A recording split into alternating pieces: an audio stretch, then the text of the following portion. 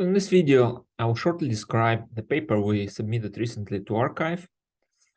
And the paper is about assessing various Hamiltonian partitioning schemes for the Trotter approximation that usually is used in the quantum phase estimation.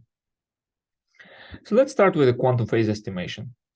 Now, in quantum phase estimation, what we do, we take a wave function, any actually, and any function can be written as a linear combination of eigenstates of the Hamiltonian, because the eigenstates of the Hamiltonian form the complete set, right?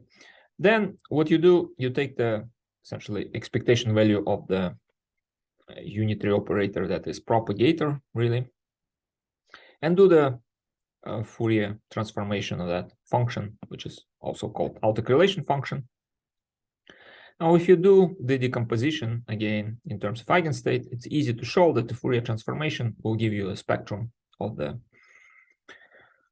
system. And if you would like to get a certain eigenenergies, then the only thing you need to worry about is that your initial wave function contains coefficients which are large enough for the getting eigenstates of corresponding eigenenergies, right? And so that can be done generally.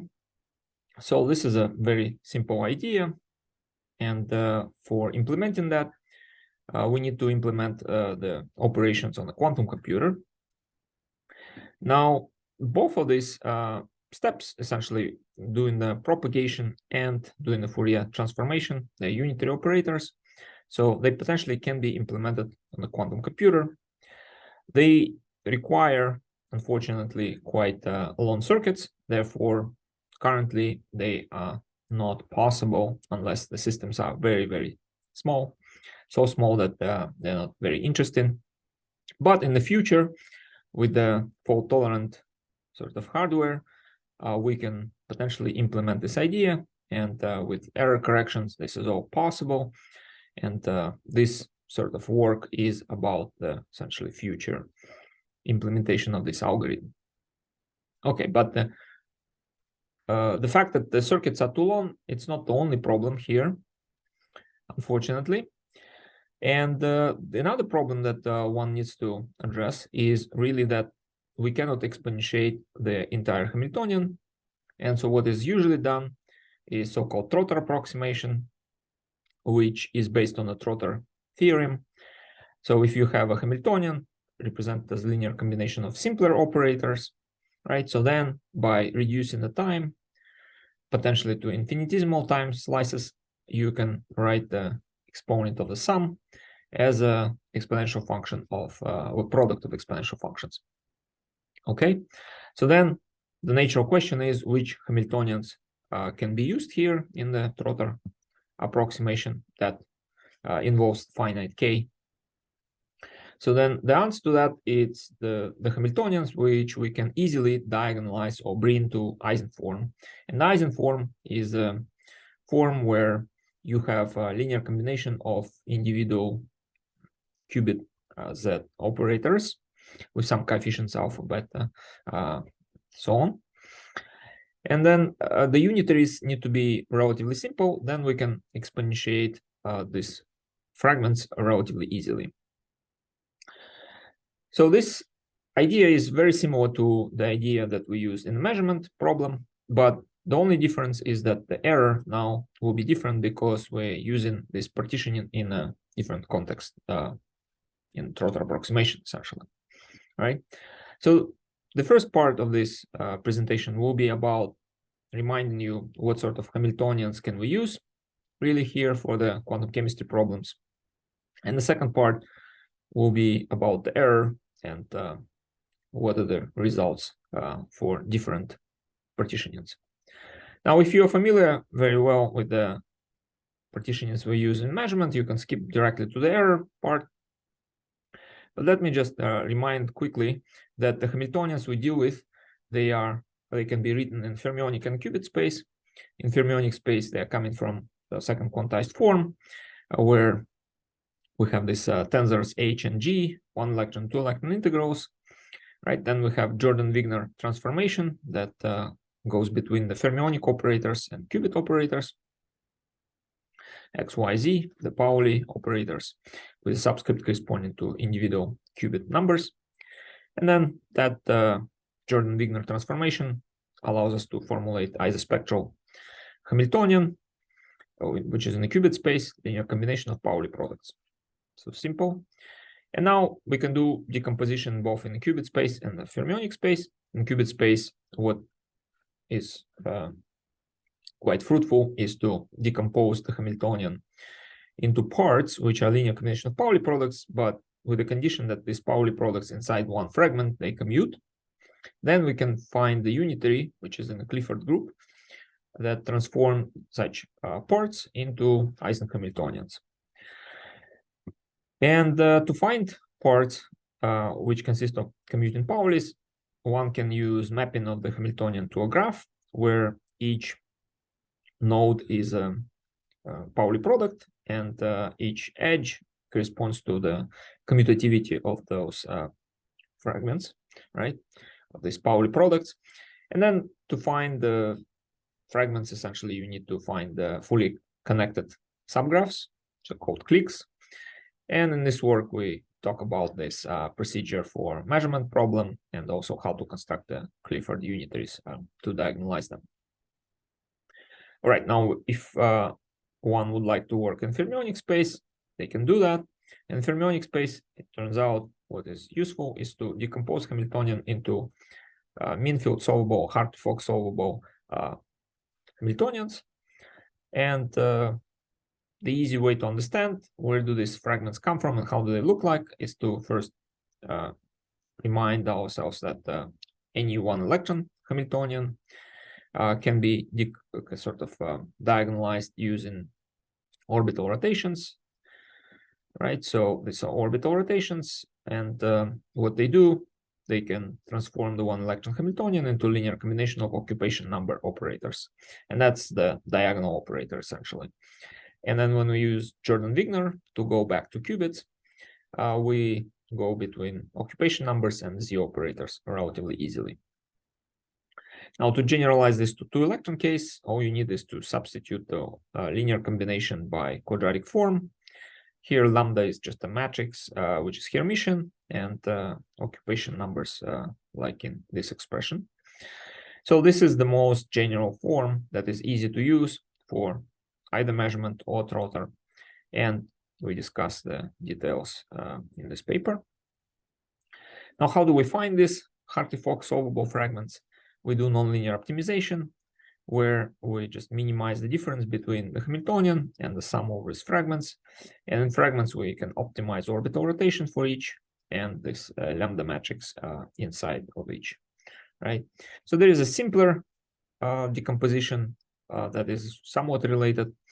And that simpler decomposition essentially uses the rank deficient lambda matrices coming from the outer product of individual vectors, epsilons, and they can be shown to be equivalent to just having a complete square of the one electron terms. The great thing about these fragments that were introduced in this work, that they can be obtained not through nonlinear optimization, but doing just SVD decomposition of the two electron integrals, and that's simpler somewhat.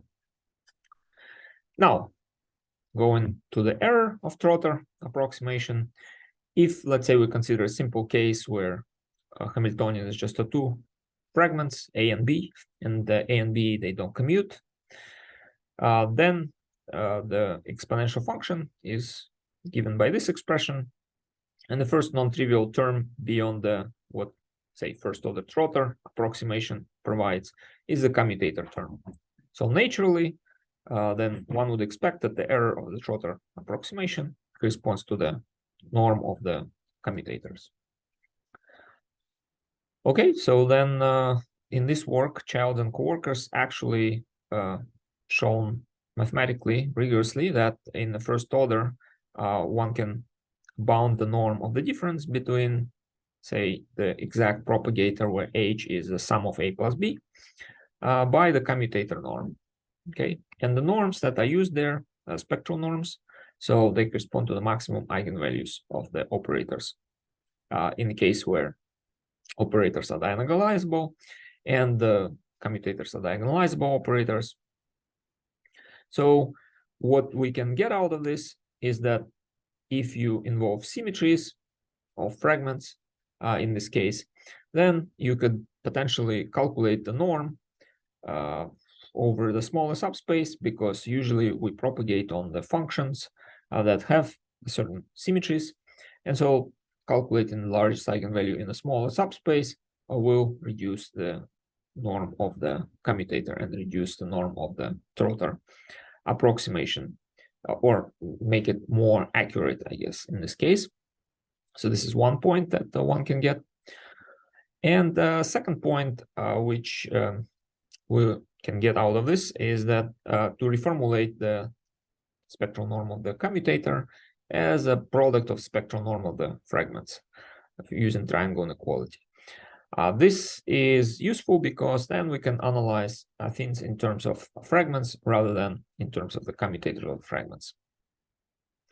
Now, the only problem with this is that it's somewhat loose upper bound, and in order to tighten it up, what we did is we considered the shift to the constant factors, right? So I is identity operator.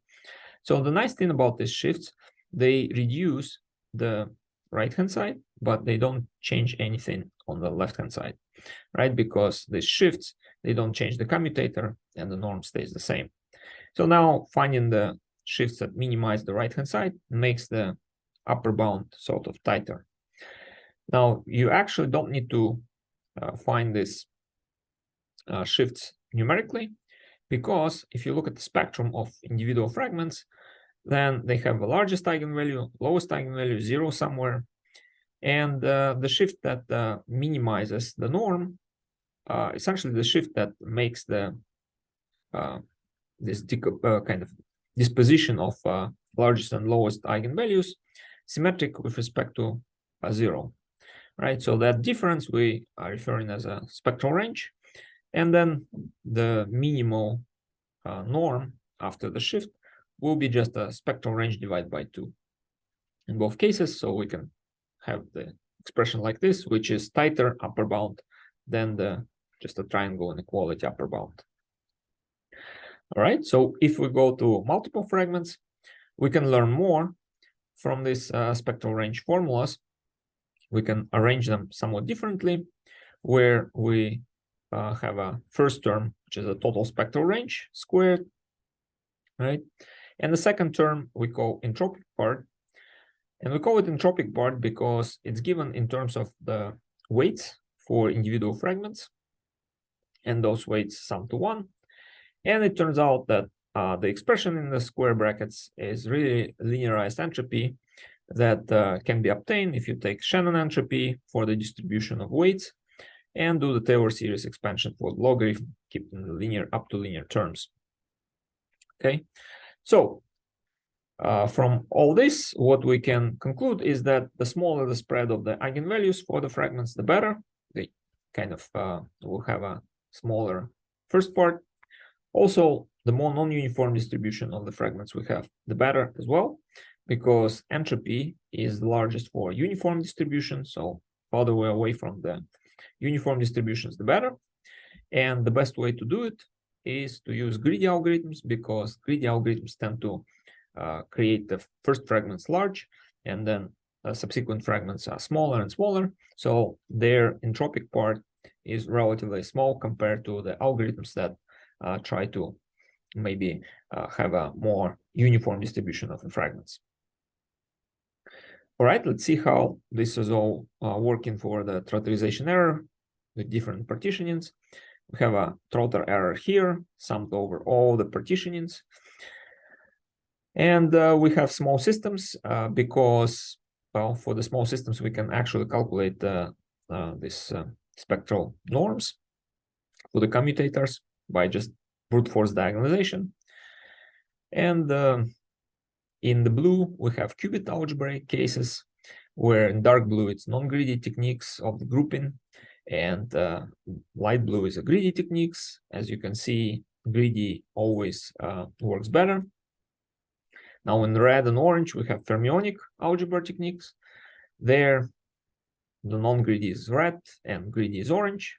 So again, greedy is better than non-greedy. And another trend here is overall, you can see that fermionic algebra provides better Trotter error. So fermionic fragments are generally winning in terms of Trotter error.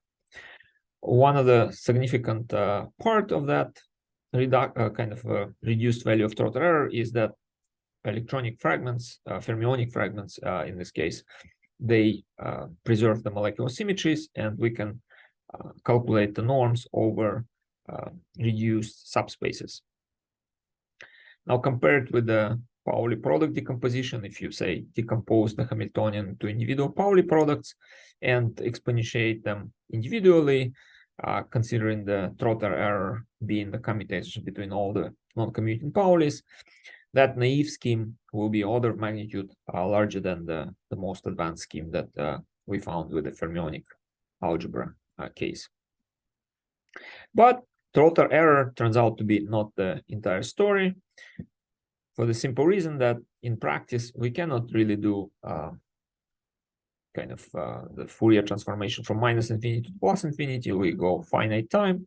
Finite time introduces a certain error. So potentially, this is like essentially approximate expression, right? So in reality, we don't have the sort of the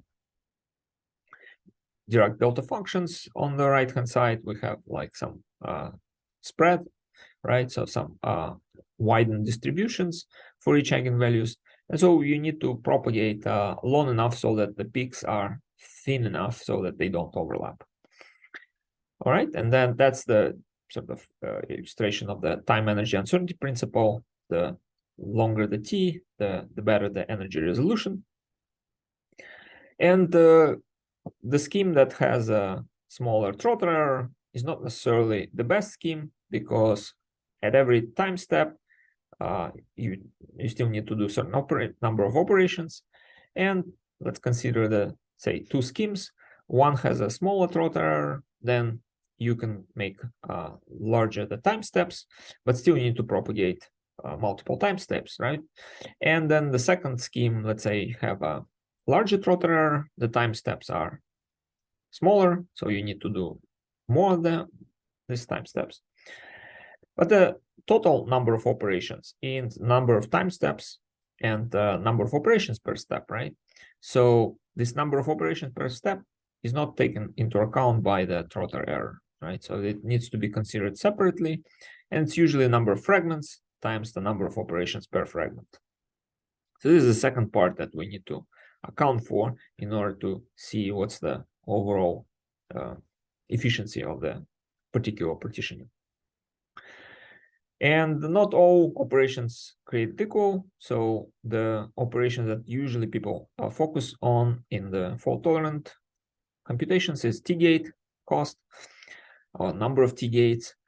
That's just because the overhead for T-gates is higher than the overhead for Clifford transformations.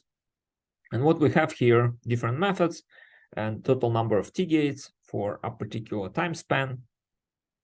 And for these molecules that we've already seen.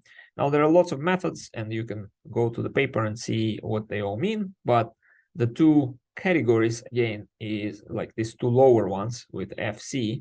It's a fully commuting qubit scheme, right? So they are producing lower number of T-gates, while the fermionic schemes right here, they have a larger number of T-gates. So they're less efficient, even though they have smaller Trotter error. But counting everything, Trotter error, which results in the lower number of steps, and the number of operations still makes the qubit techniques somewhat better in terms of T-gate count. And the reason for that is not really a scaling, because if you look at the fermionic techniques, they have roughly n square fragments with n square T-gates per fragment. So n to the fourth overall, where n is the number of qubits. And then in the qubit techniques, the number of fragments is scaling as n cube, but the number of T-gates per fragment is n. So again, overall, it's n to the fourth. So the scalings are the same, but there are different prefactors. One way to understand that is that if you look at how do we treat the fragments, then we have this auxiliary unitaries and exponentiation of Ising part. So Ising part always gives you non-Clifford gates, T gates, but the auxiliary unitary, in case of qubits, it requires only Clifford transformations, while in fermionic case, it requires both Clifford and non-Clifford.